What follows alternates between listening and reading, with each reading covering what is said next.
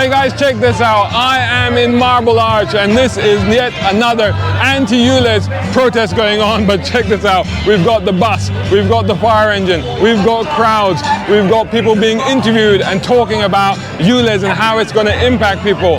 This is turning into a little bit of a festival. We've got fantastic weather, great atmosphere. What a wonderful way to make a protest. It's about putting across a message, about telling people why the ULEZ expansion is a bad thing, but at the same time doing it in a way that is appealing and fun and really works to get the message across. Hey, where are you if you're not at one of these protests? Let's go and meet a few people.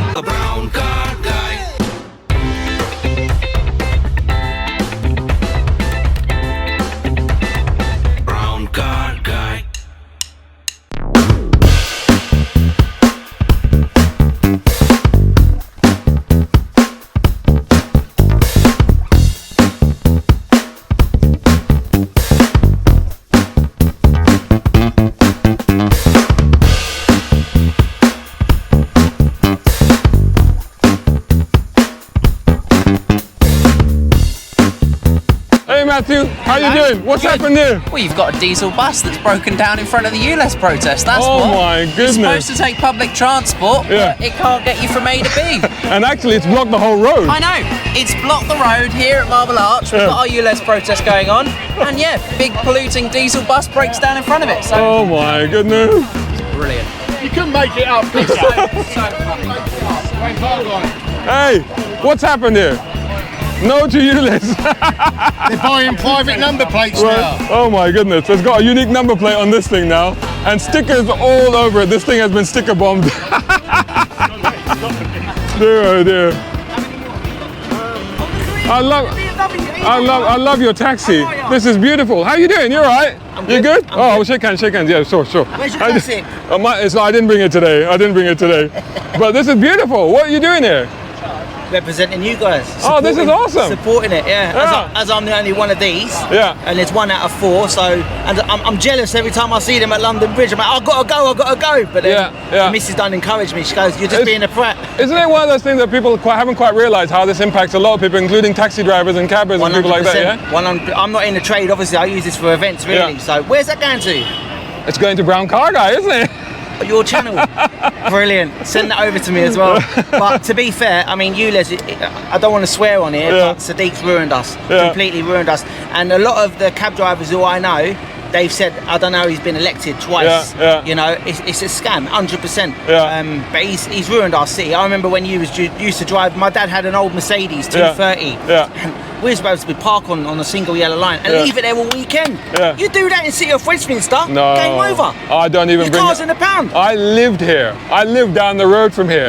My Sunday morning drive used to be around here. 100%. I just used to blast around here. I wouldn't even bring a car in anymore. I've seen you on that program in Enfield. They got the taxi the classic car garage. I said, I want to see you and look at it. Oh, awesome. Go on, let's do it. When I came round here, I got stuck behind the bus because, lo and behold, TfL's wonderful, reliable buses have broken down. Oh my goodness. It's causing, dare I say, causing carnage. Carnage, quite literally. What's this? Oh, check this out. Yeah. Oh, this is a charity? Yeah. Oh, okay. So what's the charity about? So we are a national organisation with volunteers using our own 4x4 vehicles when we have adverse weather.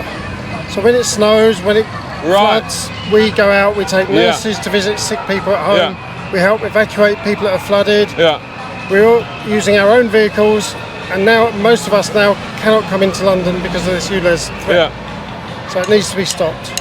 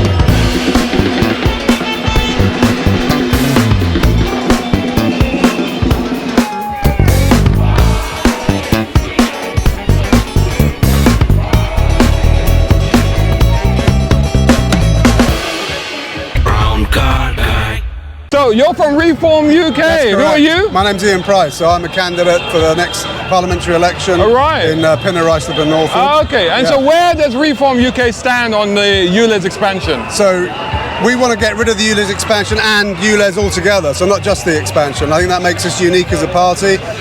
Reform's probably is the only party where, from the leadership, Richard Tice downwards, the whole party is against ULEZ and stands up for motorist rights. That's amazing. And do you think that you'll be able to get that message across? And do you think that if, for example, Howard Cox does get in, will he be able to reverse ULEZ? Yeah, so there's to talk about what the mayor can do in executive terms. There's a lot of detail around that, but you know, we are fielding candidates in every constituency in the London Assembly, as well as the mayoral candidacy. So there'll be a lot of push from Reform. We've got a lot of people behind us. We're doing double digits in the polls now nationally, so we're certainly getting a lot of momentum, and we believe we can get rid of ULEZ altogether, which is what motorists in Londoners want. And it's interesting that you mentioned the rest of the country, because ULEZ is not just a London issue, is it? Absolutely. There's a UK-wide war on motorists, whether it's LTNs, 15-minute cities, 20 miles an hour limits. The Tories aren't on the side of the motorists. I think that's become very clear. So whatever you hear in the London mayoral campaign, only Reform UK is genuinely on the side of the motorists and wants to keep their freedoms and stop this sort of war on individual people and their freedoms. I love your videos. Who are you then? I'm the guy with the 1980s BMXs. All right. I can't ride. All right. I've got to ride up. Right. To my job, I had to lose my work van because we cover every cemetery in the whole of London. Right. And I maintain people's graves. Oh, right. So I've lost my van. Luckily, my brother had enough money. He had to sell a couple of his bikes. Right. But he had 24-carat gold-plated ones, and he sold them so that we could buy a compliant van to carry on with our business. Thanks for talking to me. But it's really nice to meet you in person. I'll watch all your videos and keep up the good work. So you're in Oxford. Yes. What's your name? I'm Pete. So you've come down from Oxford for this? I have. Wow. So you feel really strongly about this? I do. I have done for a long time. I've been to every protest since February. Been and supported the local stuff in Hounslow, Edmonton, Sutton. There's a group of. And why do you feel so strongly about it? And you have a bunch of classics yourself. I've got a bunch of classics. Well, they're future classics. My dad runs classic cars. It's something that, as a trade as well, that's my van behind us. I was getting penalised for having an old vehicle. Left, right and centre. I was getting the T-charge when that came in, ULEZ, low emission zone. I changed to this van because the first low emission zone. Right. And it just keeps changing. It just keeps the goalposts move. But let me also ask you about Oxford. Yes. Because Oxford, you're getting the LTNs, aren't you? There's a lot of LTNs. It's pushing all of the traffic out to the ring road. People can see where they want to go to. The end of their street is blocked off. You can't go there. They didn't want it. They don't want it. So how long does the journey take now instead of like the 5 minutes it would take you? It's a 15 or 20 minutes longer in a good time. If it's rush hour, you're looking at longer times. And do you think that this is actually putting people off from making any sort of journey at all? It is. I mean, a lot of these people, I was speaking to someone the other day and he said he's getting to the age in life where all of his friends, they would drive to see him. They're getting on, they're not able to walk, they're not able to cycle. To get on a bus late at night, there isn't a bus, or they don't want to be on it because it's not safe. He said they are not going to see each other now. They're going to end up split up or just segregated. And these are the consequences that haven't been thought about, aren't they? Exactly. And I mean, in this situation, people can see where they want to get to, but they've got to cause more pollution, sit in traffic to go round. It's incredible, isn't it? You can see where you want to go and you can't get there. And this is coming to all of us soon, isn't it? LTNs. It is, and it's also. And just quickly, tell me about your classics. I've got lots of old Volvos, basically. From the 1980s, the Volvo 340s, 360s, 850s, 960s. And those things will last forever, won't they? They're built to last forever. At the moment, they're gathering a retro scene, but things like the ULEZ are killing them off. That's the problem. The scrappage scheme, the original one, we were seeing pristine cars, the well-maintained cars, the ones that people had one owner from new. They were the people that could afford to take advantage of the scrappage scheme. Someone was going to give them £2,000 for something, or £1,000, whatever it was in the original scrappage scheme. Give them money for something that they saw as being an old banger, as people call them. And they were sat in scrapyard. Well, a lot of the scrappage cars ended up that they weren't even allowed to go into scrapyards. They sat on airfields and places like that. Yeah, that's terrible. What a terrible waste. Criminal. No, thanks for talking to me, man. Thank you very much. Keep up the fight. You're doing a brilliant job for us. We're producing this stuff. They're selling it at a cost price so we can spread the message. Big thank you to Warren Paula. Phil ULEZ. I don't know if any of you even know who Phil ULEZ is, but you should know Phil ULEZ. He's UK Unites. Phil ULEZ is around somewhere. Big shout out to Phil ULEZ. There's Chris Card, there's lots of other people. Oh, we love our brown car guy. No, hey, we all remember that we were told that we're all far right. And we didn't like the skin colour. Well, this is brown car guy, and he said to himself, he's brown, and he's brown car guy. Let's hear for brown car guy.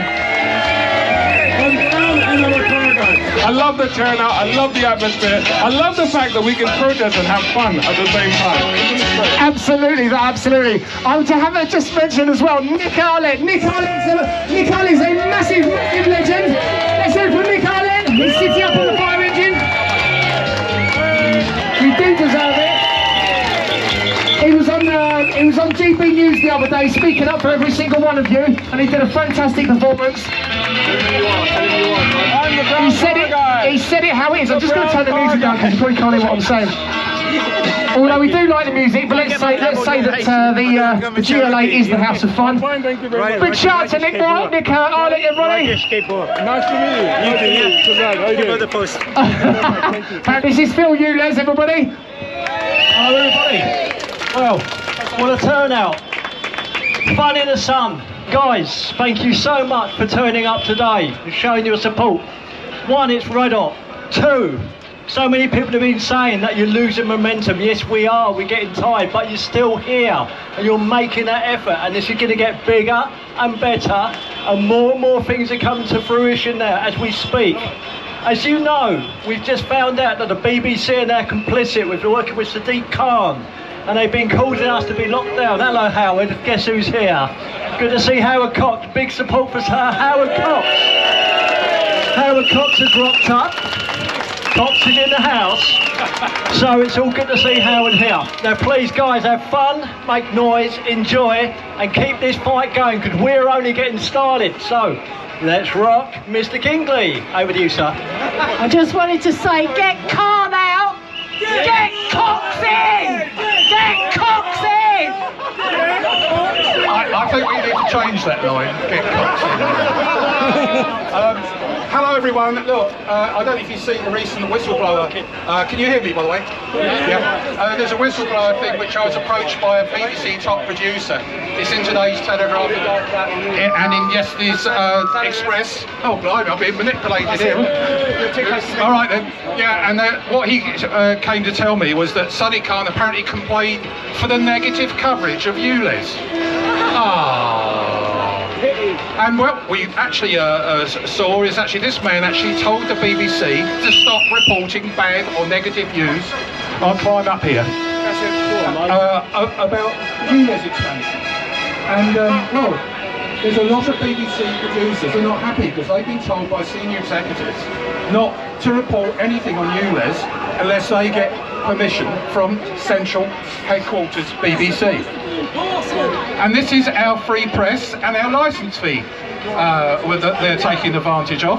Well, anyway, we got it out there. Thanks to Express for really pushing out hard. The Telegraph today, GB News last night did it big too. The fact is, what we've got to do is recognise that this man is a lying, deceitful, pathological idiot.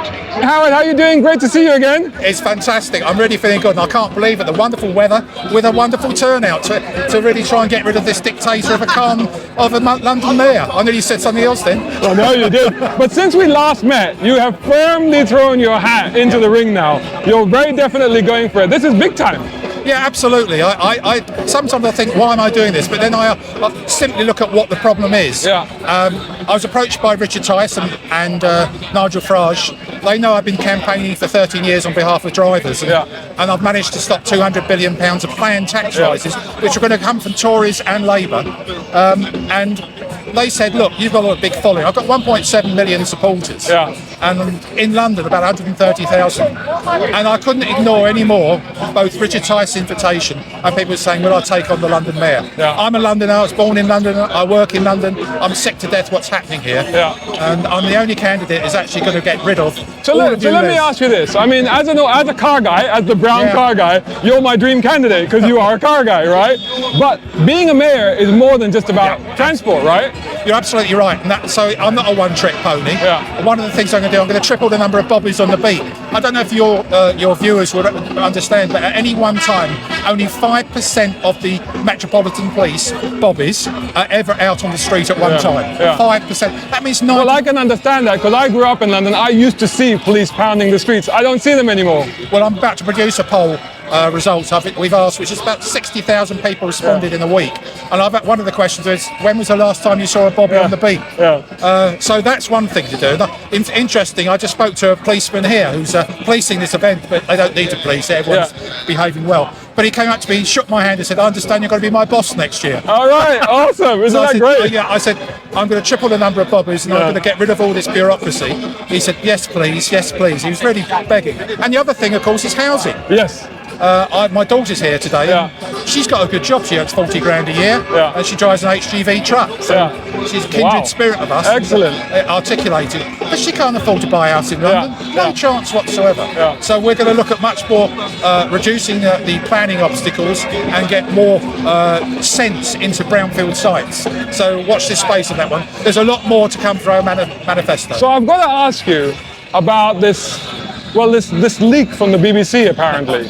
Because this has just come out in the last few days, and we've all kind of said this, but nobody's really believed that this is actually happening, that the BBC is deliberately monitoring the ULEZ coverage. Well, what's very interesting about this, I didn't ask this whistleblower, he came to me, very senior producer. So tell everybody what happened exactly. Well, about the beginning of May, I got a phone call from a leading producer, BBC producer, and I mean leading, he's been with them something like 7 or 8 years, and he said, Howard, I've got something to tell you.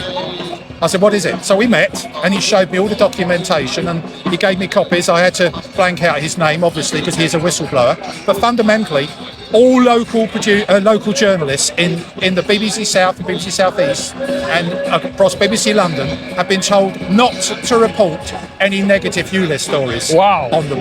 And the person who actually instigated that was a complaint originally from Sadiq Khan, who contacted BBC, I don't like your coverage, and it's very, very live and very rife, this particular complaint, and the BBC head HQ immediately kowtowed, told local journalists, experienced local journalists, you cannot report on ULEZ. And this is sick.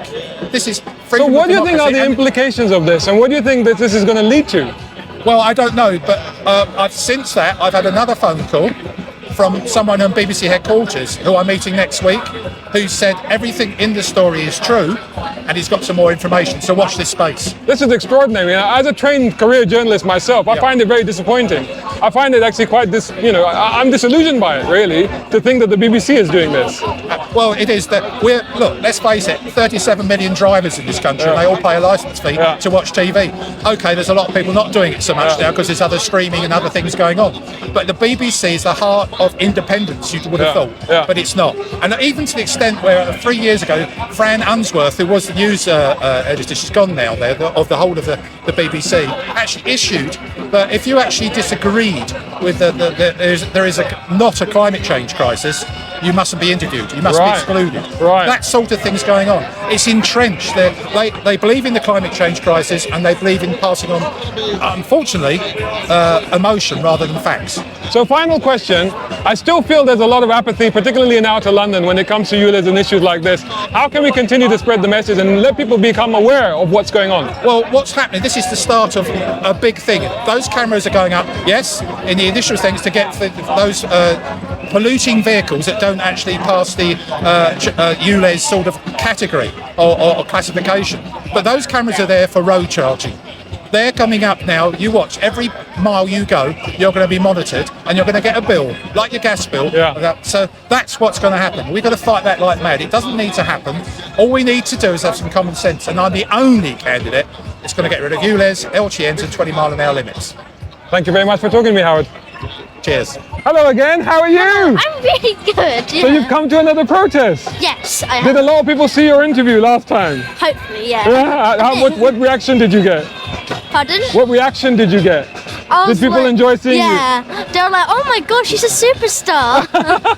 Yeah. But you're still coming to the protest. You're still, Yes. yeah, it's still important, yeah?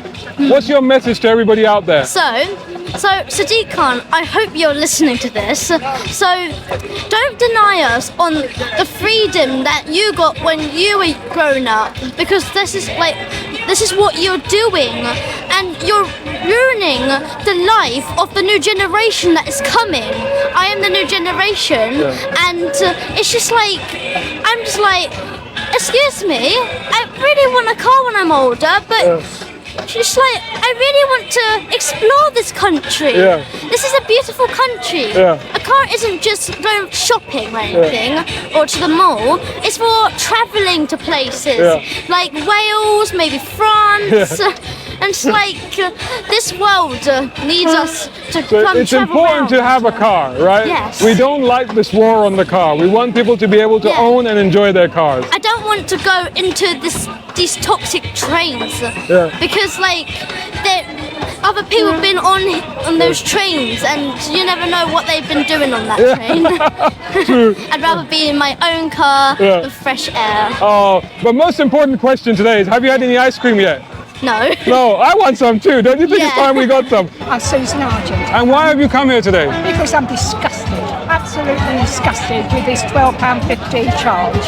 And why do you feel so strongly about it? Because where I come from, you can smell the flowers. Yeah. You can walk along the street and smell the flowers. Yeah. We're not congested. Yeah. Well, I'm sorry. Yeah. And it's not nothing like it is up here. Yeah. I'm also livid because he's taking away my independence, my freedom. Yeah. He's preventing me from doing what I've done for 20 years, look after my grandchildren, take them to clubs after school.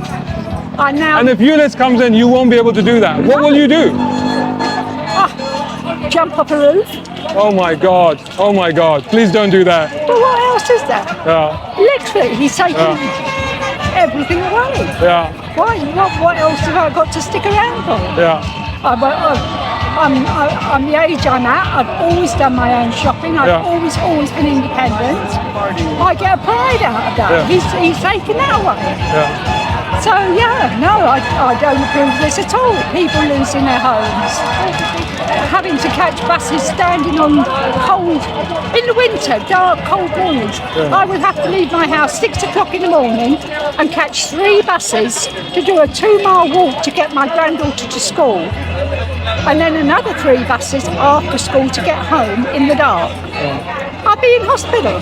I'll cost an NHS more than I do driving a car. It's ridiculous. Or I pay £75 plus a week to use my car. Why should I be penalised for trying to do good and do a job and look after my family and help my family? Daniel, great to meet you. You're one of the shortlists for mayoral contender from the Conservative Party. And of course, you've already spoken about ULEZ, but tell our viewers what you feel about ULEZ. Well, thank you very much for having me on, and I'm really excited to be talking to you. Your channel has been an exciting kind of campaign tool against the ULEZ, and you're right to say I'm standing in this election in order to basically beat Sadiq Khan and roll back this ULEZ extension. You know, it's a really cruel tax on hardworking people in the middle of a very, difficult set of circumstances. You know, the average person traveling in and out of the ULEZ zone is going to pay £3,000-4,000 a year. £3,000-4,000 a year, that's an extraordinary amount of money at a time when people are really suffering. So I think we have to get rid of it, and we have to roll back as many taxes as we can on hardworking people, and this is just another really cruel one. Now, like me, you're a journalist, you're also a tech entrepreneur, so I'm guessing that you approach the whole thing very logically and in a very methodical way. What's the sort of data and research that you've done yourself that proves to you that the expansion is not justified? Well, first of all, I ask myself this question. You know, if we want to make the air better, where is the pollution coming from? And 30% of all the pollution in the city actually comes from construction sites and diesel generators on construction sites. And that's why cities like Oslo have moved to remove diesel generation from construction sites. What has Sadiq Khan done? Nothing. You know, so if you start from the position of where's the pollution coming from and how can we affect it with the least, damage to hardworking people, you're not going to end up with the ULEZ extension. You're going to end up with doing something about construction sites. So where I've come from is exactly as you say. I've tried to analyze where the pollution is coming from and where we can take steps that hurt people less. And one of the things, I know that you've already said that you will stop the ULEZ expansion, but what has concerned me is that you've also said that you will replace it with pay per mile. So let me be absolutely clear for you and your viewers, I'm not for pay per mile. I'm not for pay per mile, but absolutely clear.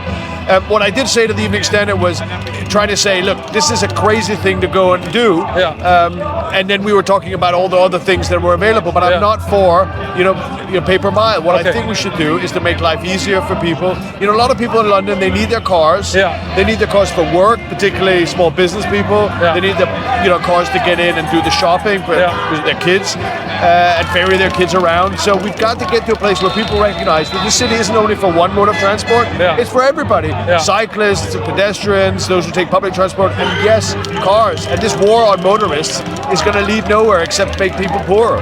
It's interesting that you mentioned the war on the motorists, because this is a fundamental issue right now, because apart from ULEZ, we're obviously facing LTNs and 15-minute cities and all the rest of it. Now, in terms of those aspects, where do you think London, because, for example, recently, one of the councils, Lambeth Council, in addition to some already, have introduced emissions-based parking, which further penalises motorists. Is that a fair way of approaching this? No, I don't think that it is, and I think we need to make the city faster. You know, we're moving around the city at the speed of horse-drawn carriages 150 years ago, and it makes no sense. You know, we all have to move around the city, and of course, in certain parts of the city, it's wonderful to allow people to cycle. I enjoy cycling too. I walk in the city as well. Well, of course, we have to allow that and make it easy. But in other parts of the city, it's just not going to be possible for people because public transport is not available, because the topography is not quite right. Say, taking Croydon, where lots of hilly, countryside means that it's hard for buses to move around. People need their cars, and so this idea that we're making the city slower and making it harder for motorists makes no sense in a large city like ours. And in terms of the Conservative Party, it's not hugely popular at the moment, as we know, and you're contesting against what some people say when he first came to power was a popular mayor.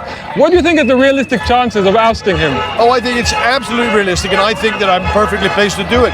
You know, voters, when we ask them, say they're deeply dissatisfied with Sadiq Khan. We've talked a lot about, traffic and transport, but actually people are deeply disappointed in his failures in policing, his failures in building the requisite number of houses, keeping people safe on the streets. So there's deep dissatisfaction with Sadiq Khan, and he polls way under, the Labour Party nationally. It is absolutely possible to beat him, and I think I'm ideally placed to do it because I think voters want something different. I'm a businessman and an entrepreneur. I'm bringing a different kind of, practical, can-do experience to the task, and I think people want that, and they want to oust Sadiq Khan. So final question, because a lot of people have asked me this, is that if ULEZ does go ahead on the 29th of August, and say you do beat him in the mayoral election, which is next year in May, is it possible to roll it back? Of course it's going to be possible. It'll be costly because Sadiq Khan will have gone on and spent a lot of taxpayers' money, but of course we're going to have to roll it back, and I'll do that on day one, turn the cameras off, so that we can get back to a city where everybody's welcome and motorists aren't penalised. Excellent. Thank you so much for talking to me, Daniel. Thank you for allowing me to come. Ability to decide what they do with their own lives. It's taxing people, it's going to restrict people in what they do, it's going to actually really harm business and particularly older people. And it's undemocratic because the people never voted for this to be extended to areas like mine, which is in the outer areas of Greater London. So I want Sadiq Khan to dump the idea, but I don't think he's going to do that. So the next thing is that we need the government to use their powers to overrule the Mayor of London, and that's what I've done. I've called on Rishi Sunak to intervene and to find a way of stopping ULEZ from going ahead.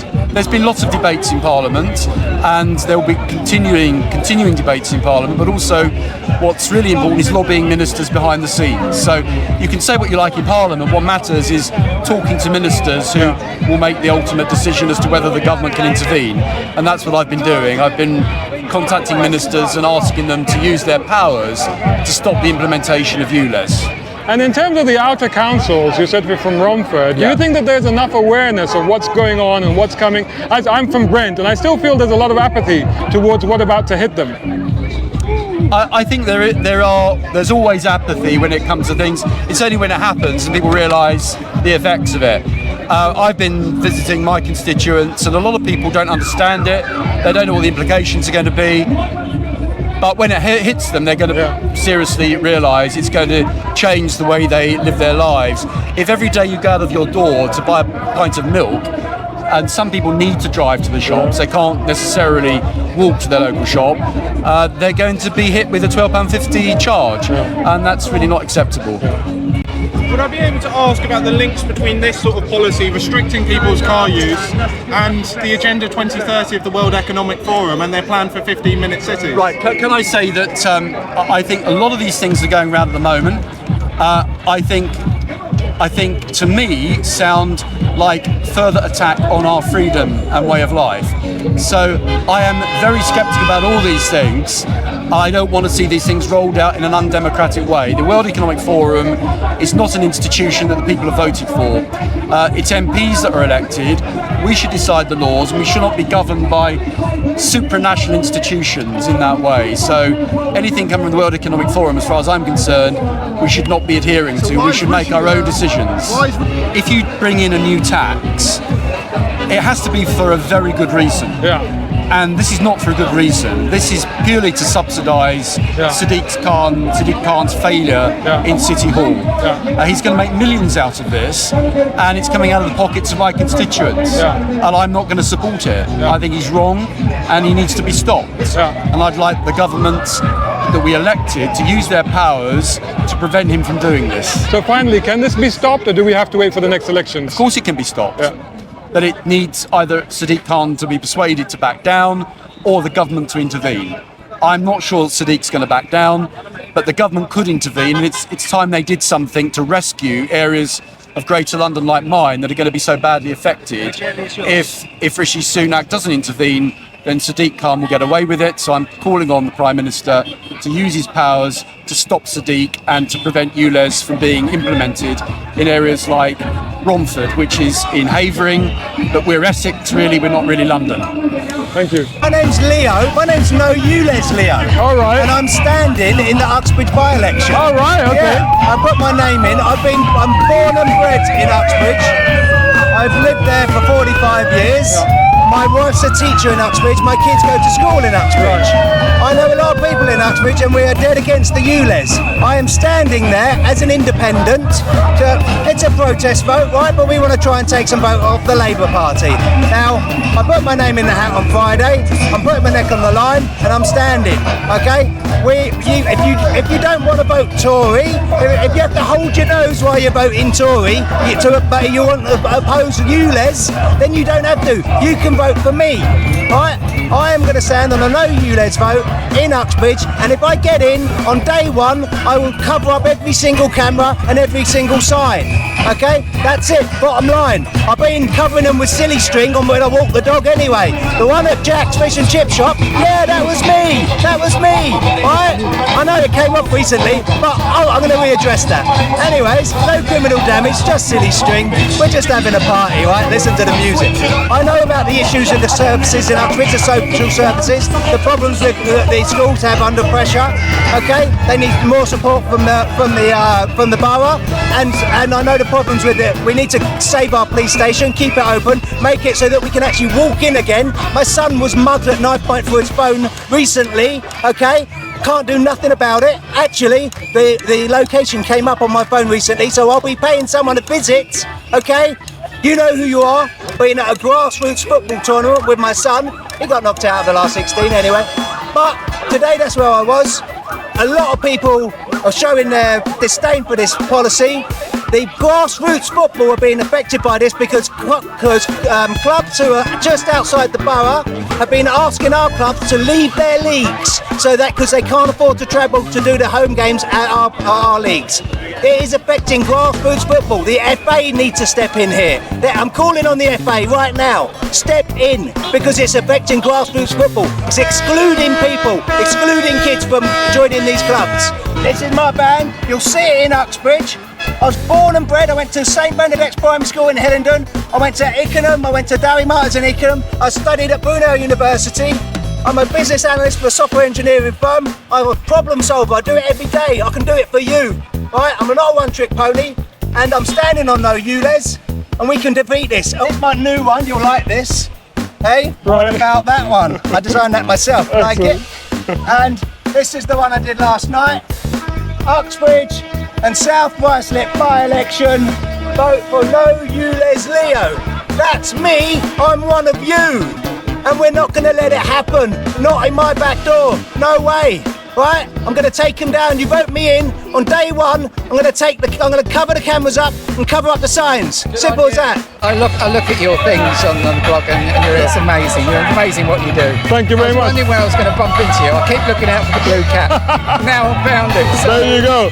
So why are you here today? Well, to be honest with you, I mean, I'm very strong about these things. I don't like being dictated to by an absolute tosser. And basically, I've had to update my car. I live in Bromley. I can't go to Greenwich or Blackheath. So you've changed your car? I've actually changed my car purely. And how much does it cost you to do that? Well, I'll let you know in a minute. I understand the ULEZ for the North and South Circulars, because as Susan Hall said, the people are naturally upgrading their cars. I've got a 1992 Merc 300 SL. Oh wow! And I've got to get rid of it anyway. I'm not someone that gets underneath the car, goes from A to B, that's it. But you know, it's 1992, it's done 100,000, so if anyone wants to buy one, let me know, because the engine goes up to about 400,000. So anyway, so I bought myself an A200 just a normal sort of, you know, normal four-door, whilst my parents are still alive, and then I might upgrade that later. But so I've had to upgrade my car anyway. But the point is, it's the principle, and I don't like what's happening to people. So I'm happy to support everyone and have a bit of fun. Meet some pretty good people. But your blogs are really good, you know. Thank you very much. So many people onto it. But thank you so much. I appreciate it. The thing is, they're sick as pig shit, because I said, how do you spell brown car guy? I went, don't ask me that. It's very easy. I'm brown and I'm a car guy. It's very easy. Thanks a lot, man. Thank you. Take care. Bye-bye.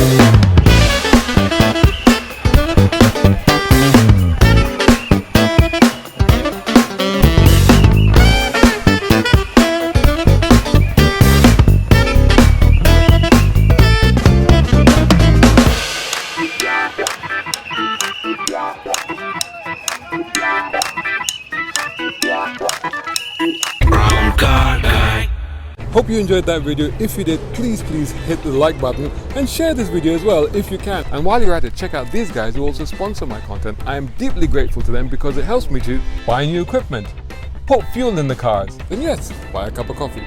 You can do the same. Just go here or right here on YouTube. Just hit these 3 little dots down here and click on thanks. Make sure you're signed in first. My content is free, but this is how you can help me keep it that way. I may even send you a gift. Oh, by the way, watch this next.